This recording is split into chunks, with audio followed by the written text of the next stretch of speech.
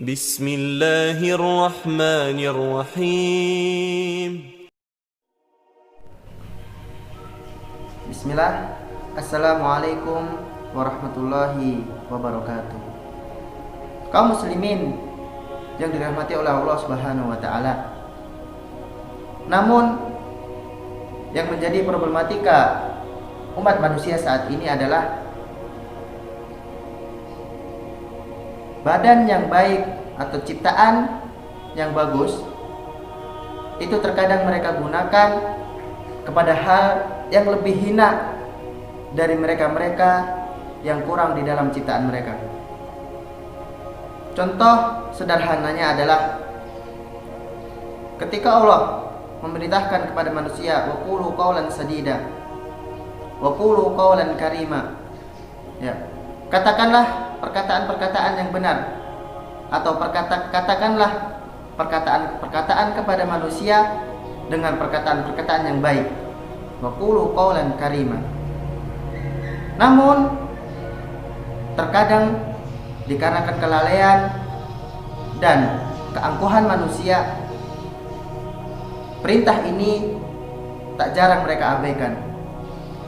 Lisan yang seharusnya menjadi modal utama seorang hamba untuk senantiasa bersyukur, mengagungkan namanya, dan menjalankan segala ketaatannya, maka dikarenakan kelalaian dan keangkuhan yang ada dalam dirinya, ia menjadikan lisan ini tanpa ia sadari sebagai musuh dalam selimut yang sewaktu-waktu bisa membunuh dirinya sendiri.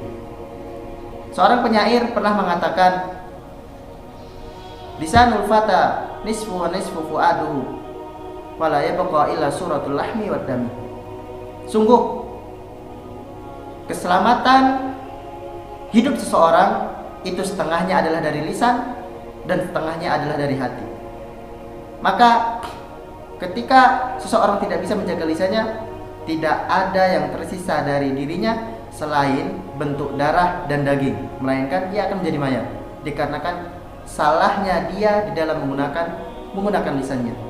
Ketika Allah berfirman, waqalatil yahud Uzair ibn Allah wa qalatil nasara al-masih ibn Allah, dzalika qauluhum bi afwahihim, kata Allah.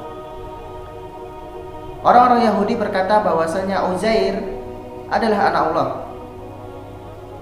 Mereka mengklaim bahwa Uzair adalah anak Allah. Kemudian orang-orang Nasrani pun berkata Al-Masih Isa ibn Maryam adalah anak Allah. Itu adalah perkataan-perkataan mereka yang berasal dari pemahaman mereka sendiri, kata Allah Subhanahu wa taala. Ya. Pemahaman yang menyeleweng, yang tak dilandasi atas kebenaran. Sungguh kejam klaim atau tuduhan yang mereka berikan kepada Allah Subhanahu wa taala. Ini adalah pembunuhan kepada keesaan Allah Subhanahu wa taala. Ya. Mereka ingin membunuh keesaan Allah Subhanahu wa taala dengan mengatakan bahwasanya Allah memiliki anak. Ya. Dengan artian ketika Allah memiliki anak, berarti ia harus memiliki istri.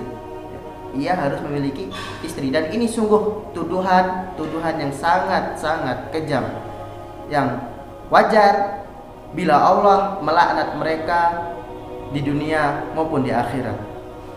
Maka apa pelajaran yang dapat kita ambil dari semua ini? Pelajarannya adalah firman Allah Subhanahu wa taala, Quran surat Al-An'am. Allah berfirman, wa in tuti aktsara man fil ardi yudilluka an sabilillah. Apabila kalian mengikuti omongan banyak orang, maka mereka akan menyesatkanmu dari jalan Allah Subhanahu wa taala. Ya. Ketika engkau mengikuti perkataan banyak manusia, maka mereka akan menyesatkanmu dari jalan Allah Subhanahu wa taala. Inilah poin terpentingnya. Ya. Jangan sampai hidup kita dikendalikan oleh lisan-lisan orang lain. Ya. Hidup kitalah yang membentuk. Ya. Baik buruknya hidup kita itu adalah bagaimana cara kita memandang kehidupan kita itu sendiri.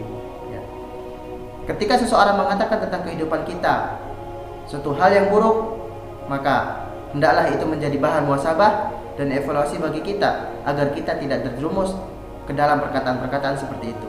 Dan adapun bila ada seseorang yang mengatakan tentang diri kita suatu hal yang baik, maka segeralah untuk memuji Allah. Ya, segeralah untuk memuji Allah agar kebaikan itu senantiasa berada di dalam diri kita. Aku qauli hadza astaghfirullah li wa lakum wa lisairil mu'minina min kulli dzamb. Wabillahi taufiq wal hidayah. Wassalamualaikum warahmatullahi wabarakatuh.